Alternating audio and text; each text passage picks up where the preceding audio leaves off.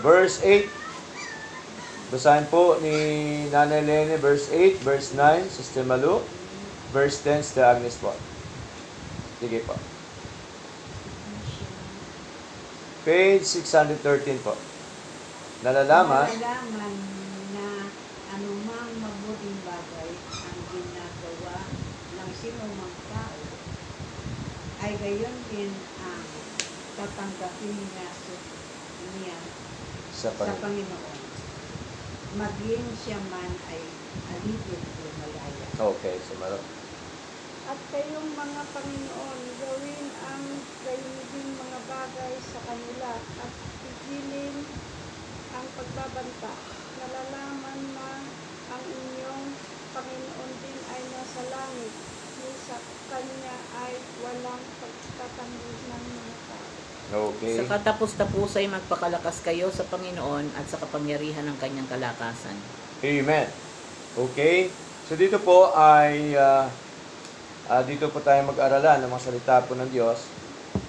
At dito po ay sinulat po ni Pablo, of course, sa mga church po ng Efeso. At ang kanyang kausap po dito ay ang mga mananampalataya na lingkod ng Diyos. At tinatawag din po ito ni Pablo na Panginoon, maliit na Panginoon, no? Ibig sabihin, yung Panginoon na sinasabi, yung maliit na Panginoon, ito po yung mga naglilingkod sa ating Panginoon, mga mananampalataya, no? Sa church. Kaya sabi po ni Pablo, ay nalalaman na anumang mabuting bagay ang ginagawa ng sinumang tao, ay gayon din ang tatanggapin niya sa Panginoon. Ibig sabihin, mabuti din, no? Nang ating tatanggapin kung gumagawa tayo ng mabuting bagay sa mga tao. Kaya sabi ho dito, maging siya man ay alipin o malaya, no? At kayong mga Panginoon, gawin ang gayon ding mga bagay sa kanila at pigilin ang pagbabanta, no? Na nalalaman na ang inyong Panginoong din ay nasa langit, ni sa Kanya ay walang pagtatangi ng mga tao. Okay? Verse 10. Sa wakas, aking mga kapatid, magpakalakas sa Panginoon at sa kapangyarihan ng Kanyang kalakasan. So dito tayo sa verse 10, mag-aralan po, no? Kung saan ang paksa natin ngayon ay may kinalaman po sa standing strong in the Lord's power, no? Standing strong in the Lord's power. So dapat tayo ay nakatayo ng malakas sa kapangyarihan ng Panginoon. Okay. At alam po natin na ang Diyos ay makapangyarihan sa lahat. Tama? Kaya ang sabi ho dito,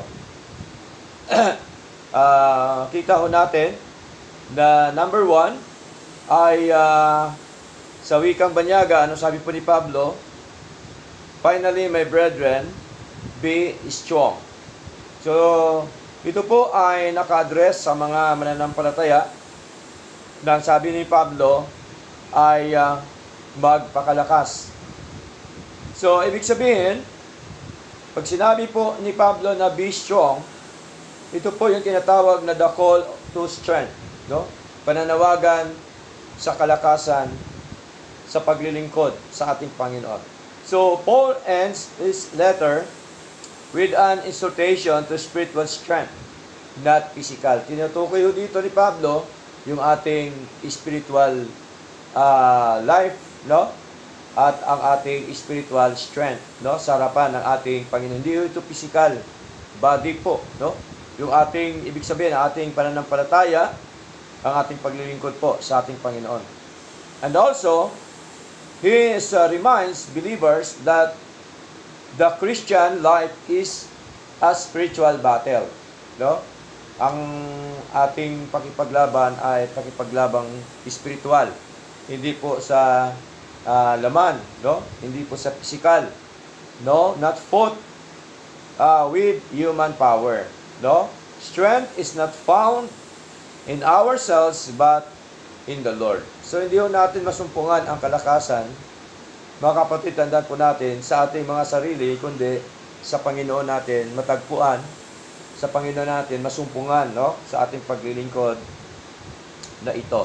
So ano pong katibayan na kung saan tayo po ay merong tinatawag po na kalakasan, no? Kapangyarihan po, no, na kung saan ay sa ating Panginoong Diyos. Kaya ang sabi ho dito, basahin po natin, kailangan tayo magpakalakas sa ating Panginoon, no? Kaya sabi po ni Pablo sa Philippians chapter 4 verse 13, no? Sige po, basahin po natin. Philippians chapter 4, no? Verse 13. Basahin po ni Sister Malo. Philippians, no? Katabi lamang po 'yan ng Ephesians Anong verse? chapter 4 verse 13. Opo. 623 po. 624. Sa kabila na po. Sige po. Magagawa ko ang lahat ng mga bagay sa pamamagitan ni Kristo na nagpapalakas sa atin. Amen. Di po ba? Malinaw po, no? Nang sabi po ni Pablo, ay nagagawa daw niya ang lahat ng mga bagay sa pamamagitan ni Kristo. So, ang nagagawa natin ng mga bagay sa paglilingkod sa Lord, sa pamagitan po ng ating Panginoon, hindi sa pamagitan ng ating sigla, ng ating lakas, ng ating pagkatao, kundi ito po sa pamamagitan ng ating Peso Kristo, nang sabi po ni Pablo, na siya ang nagpapalakas sa akin. Take note, si Lord po ang siyang nagpapalakas sa atin. Hindi po ang sinuman, no? Hindi po si pastor. Si pastor po, tagapangaral lamang po ng salita po ng Diyos. Pero ang nagpapalakas po sa atin, walang iba kundi ang ating Panginoon. So wala tayo, ibig sabihin, no? Kung wala ang Diyos sa buhay po natin, sa madaling salita. Okay? 2 Timothy, basahin po natin, 2 Timothy, chapter 2, verse 1. Okay? 2 Timothy, chapter 2, verse 1, 661 sa ating mga Bibles. 661 po. Basahin po ni Nanay, verse 1.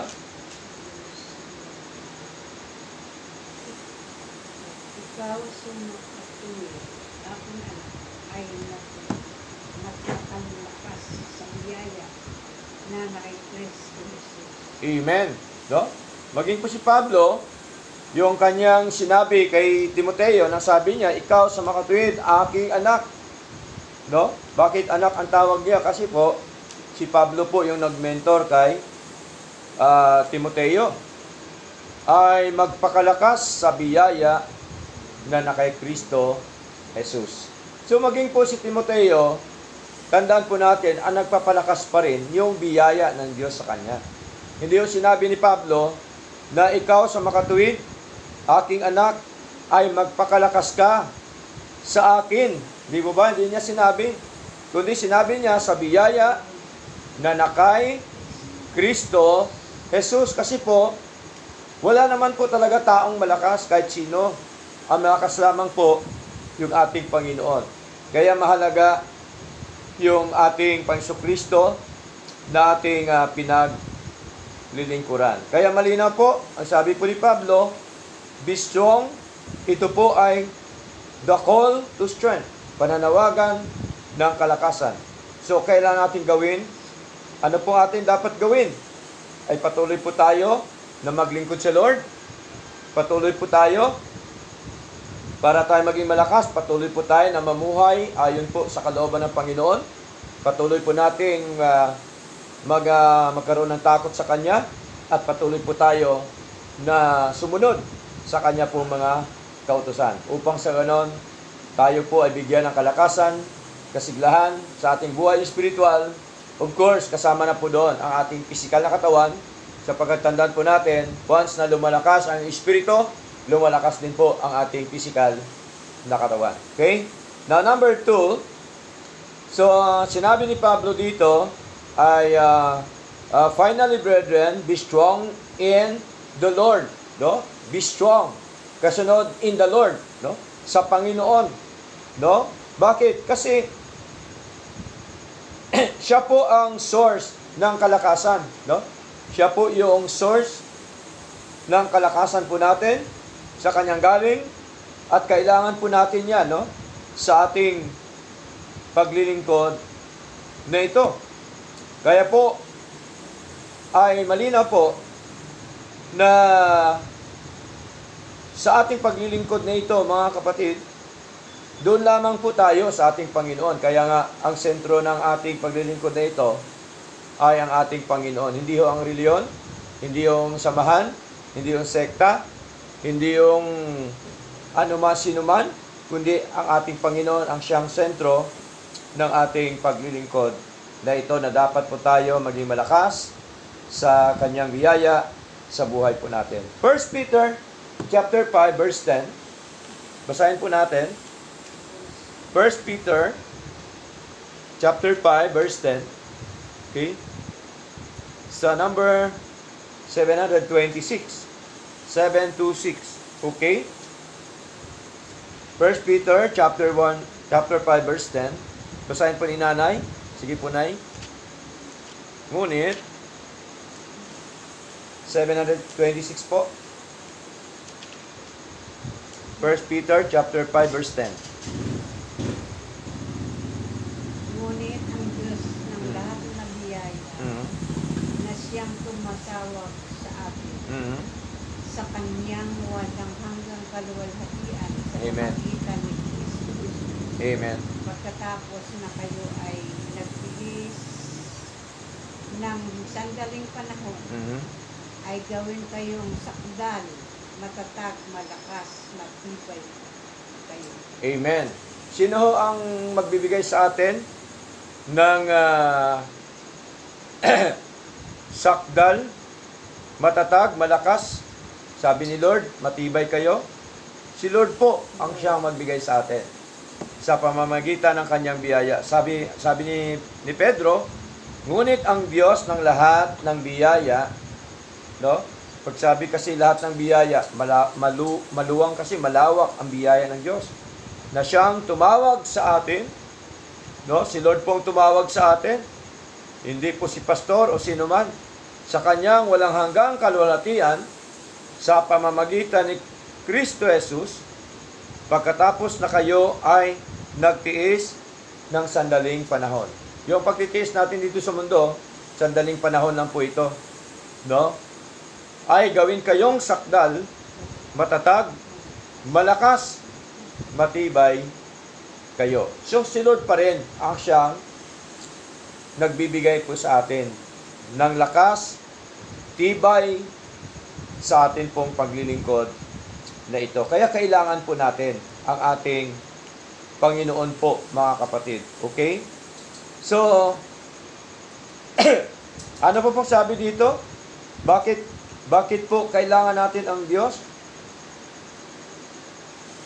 Bakit ang sinasabi dito sa ating outline na si Lord ang source ng ating kalakasan?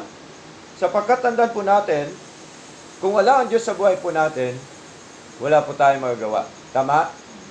Kaya tayo may nagagawa ngayon kasi po nasa Diyos po. Si Lord po ang siyang kumikilos, si Lord po ang siyang kasama natin sa araw-araw po nating buhay. Kaya ang sabi niyo John, chapter 15 verse 5, sabi ng ating Panginoon Jesucristo, apart from me, you can do nothing. No? Kung wala kayo sa akin, ay wala kayong magagawa. Okay? Wala po tayong magawa talaga yung tao. Kaya po, kailangan ay patuloy po tayo na sumunod. No? Patuloy po tayo na lumakad sa nais po at kalooban ng ating Panginoon. So habang tayo naghihintay sa ating Panginoon, naghihintay tayo kung kailan po tayo kukunin po ng Panginoon, si Lord po nakakalam, ay tandaan po natin, ang nagbibigay po ng lakas, sigla, walang iba kundi ang ating Diyos. Bibigyan tayo ng lakas, sigla, panibagong lakas po sa ating paglilingkod na ito. Isaiah chapter 40, verse 31. Pakibasa, Sister Agnes. Isaiah chapter 40, verse 31 sa wikang Tagalog.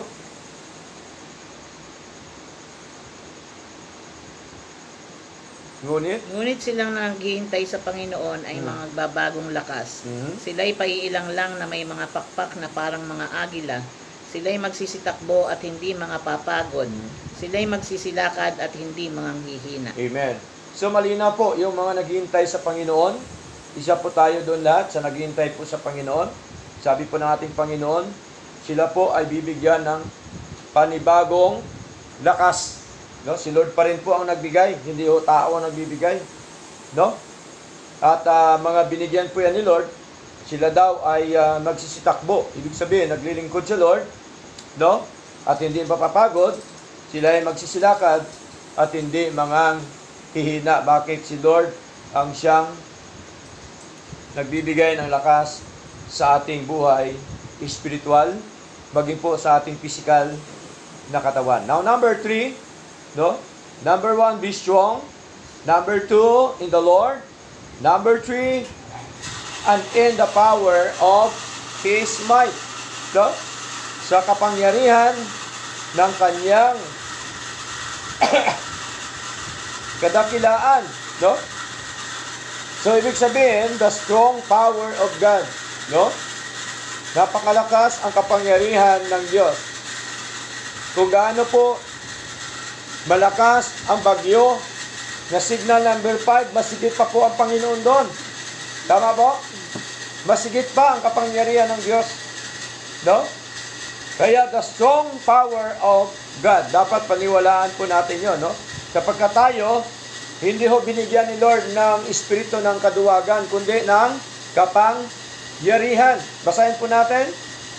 Aklat po ng 2 Timothy chapter 1, verse 7. Okay? 2 Timothy chapter 1, verse 7. Basahin po ni Mr. Malo. No? 2 Timothy.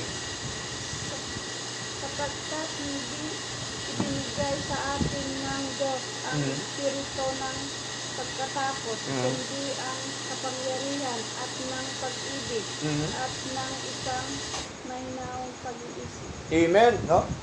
Hindi tayo binigyan ni Lord ng espiritu ng pagkatakot. Tama? Anong binigay ni Lord sa atin? Espiritu ng kapangyarihan, pag-ibig, no? Ng At kahusayan. yung ating kahusayan o sa ibang Tagalog ay Mahinaong pag-iisip. mahinahong pag-iisip. Di po ba? Oo. Mahinahong pag-iisip. Ibig sabihin, huwag magpanik. Tama? Magkaroon ka ng kaisipan na dapat inisip mo lagi yung ating Panginoon. Okay? So malinaw na binigyan tayo ni Lord ng kapangyarihan. Pangako po yan ni Lord, kaya dapat panghawakan po natin ang pangako po ng ating Panginoon. Ephesians chapter 1 verse 19. No? Ephesians chapter 1 verse 19. Basahin po ni Sister Agnes sa wikang Tagalog. At kung ano ang dakilang kalakhan ng kanyang kapangyarihan sa ating nagsisisampalataya, ayon sa gawa ng kapangyarihan ng kanyang lakas. Amen. Malinaw po, no? At kung ano ang dakilang kalakhan ng kanyang kapangyarihan sa ating nagsisisampalataya, ayon sa gawa ng kapangyarihan ng kanyang lakas. So, kapangyarihan pa rin ni Lord. Mga kapatid, ang siyang umiiral sa buhay po natin. Kaya tayo ngayon nagpapatuloy sa Lord dahil sa kapangyarihan ng Diyos. No? Malinaw po yan. God's power enables us to stand firm against temptation and the enemy. Totoo po yan, no? Si Lord po ang siyang may kapangyarihan, mga kapatid, upang tayo po ay tumayo ng matatag laban saan? Sa mga temptation, sa mga kalaban, Saan pa? Sa mga problema, suliranin, pagsubok sa buhay. So, siya po ang ating sandalan. Sa madaling salita, siya ang ating kailangan. Siya po ang lagi nating prioridad sa buhay po natin, sapagkat siya ang Diyos na tunay at totoong Diyos na makapangyarihan po sa lahat. Okay? Sicariah chapter 4 verse 6. Okay ba sa Sister Agnes? May lumang tipa Sister Agnes eh. Okay? Sicariah chapter 4 verse 6.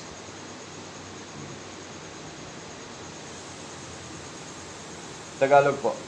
Nang magkagayoy siya'y sumagot at nagsalita sa akin na nagsasabi, ito ang salita ng Panginoon kay Zorobabel na sinasabi, hindi sa pamamagitan ng kalakasan, ni ng kapangyarihan, kundi sa pamamagitan ng aking espiritu, sabi ng Panginoon ng mga hukbo. Amen, no? Hindi ho. Tingnan niyo po, malinaw po, no? Ay sa kay Zorobabel na sinasabi po ito na ni Sicariah, na kung saan po ay malinaw na hindi po sa pamamagitan ng kalakasan nito ni Zorobabel, kundi malinaw po ng kapangyarihan sa pamamagitan ng Espiritu ng Diyos, sabi ng Panginoon ng mga hukbo. So, ibig sabihin po, makita naman natin ulit, yung kapangyarihan ay galing po sa Panginoon. Hindi po galing po kanino man, hindi po galing sa abracadabra ang kapangyarihan, di ba? Hindi galing sa manggagamot o sinuman. Lahat po yan, di po galing yan. Galing po yan lahat sa ating Panginoon. Okay? 2 Corinthians chapter 12 verse 9. Basahin po natin. 2 Corinthians chapter 12 verse 9. Okay? Basahin po ni Nanay. 2 Corinthians chapter 12 verse 9 sa number 583. Okay. 583 po, Nay.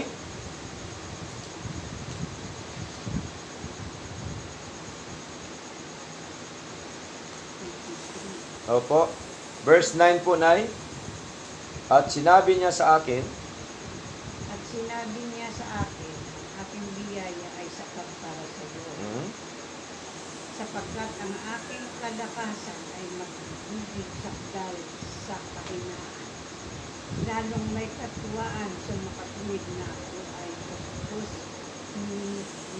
magmamapuri sa aking mga kahinaan upang ang kapangyarihan ni Jesucristo nawa ay nanahan sa akin. Amen.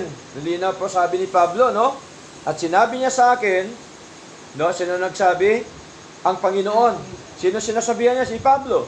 Ang aking biyaya, sabi ni Lord, ay sapat para sa iyo. No? Sapat po ang biyaya ni Diyos sa atin, mga kapatid. Sapagkat ang aking kalakasan, sabi ni Lord, ay nagiging sakdal sa kahinaan. Tandaan po natin, pagka tayo kay Lord, mga kapatid, talaga hong binibigyan tayo ng lakas ng ating Panginoon. Okay? Lalong may katuwaan sa makatuwid na ako ay bagkos, sabi ni Pablo, magmamapuri sa aking mga kahinaan upang ang kapangyarihan ni Kristo nawa ay manahan sa akin. So malinaw po yun na kung saan po ay nakita ho natin yung pangatlo na ang sabi ho dito, and in the power of His might, the strong power of God. Si Lord ang siya nagbigay sa ating kapangyarihan. Si Lord ang siyang nagbigay sa atin ng kalakasan. Kaya po, walang dahilan para hindi po tayo maglingkod sa Diyos. Walang dahilan para tayo po ay hindi sumunod sa kanyang mga nais at kalooban po sa ating mga buhay. Now, number 4, application. No? Atin po itong i-apply sa sarili po natin. How to be strong in the Lord. Paano tayo maging malakas sa Panginoon? The number 1, Pray daily for our spiritual strength. No? Yun po ang unang gawin natin, manalangin tayo para sa ating kalakasang spiritual. Tama? Number 2, hear, study, and obey His Word. No? Pakinggan, pag-aralan, at sundin ang kanyang mga salita. Okay? Malinaw yan sa Joshua chapter 1 verse 8. No? Ang taong anak ng Diyos na nagkaroon ng katagumpayan, no? Prosperity and success, ay binabasa niya araw at gabi ang mga salita po ng Diyos. Number 4, trust in His promises, whether facing trials, problems, circumstances, or not. O wala man tayong ganon. No? Dapat magtiwala pa rin tayo sa Lord sa Kanya mga pangako sa buhay po natin. Okay? Number 5, stay connected with other believers in fellowship for encouragement. Malinaw po, no? Dapat lagi tayo konektado sa kapwa nating mananampalataya na merong fellowship para po tayo ma-encourage sa ating buhay spiritual. Para patuloy po tayo na maging matatag po sa ating Panginoon. Now, let's go to our conclusion, mga kapatid. Being strong in the Lord, no, means depending wholly on God's strength, not our own. No? Hindi dahil sa ating sarili, mga minamahal. When we rely on Him, we can stand firm in faith, resist the enemy, and live victoriously in Christ. So dapat, mga kapatid, malinaw po na tayo dapat ay nakarely sa ating Panginoon. Dapat tayo ay connected sa ating Panginoon at tayo po ay nakatayo sa ating pananampalataya sa Kanya upang ating mapaglamanan ang ating mga kalaban at tayo po ay mabuhay na may katagumpayan sa ating Panginoon. Kaya ang sabi ni Pablo, bago tayo magtapos, finally, brethren, be strong in the Lord and in the power of His might. Purihin po ang Panginoon, nawa, karoon po tayo ng encouragement sa mga salita ng ating Panginoong Diyos na buhay.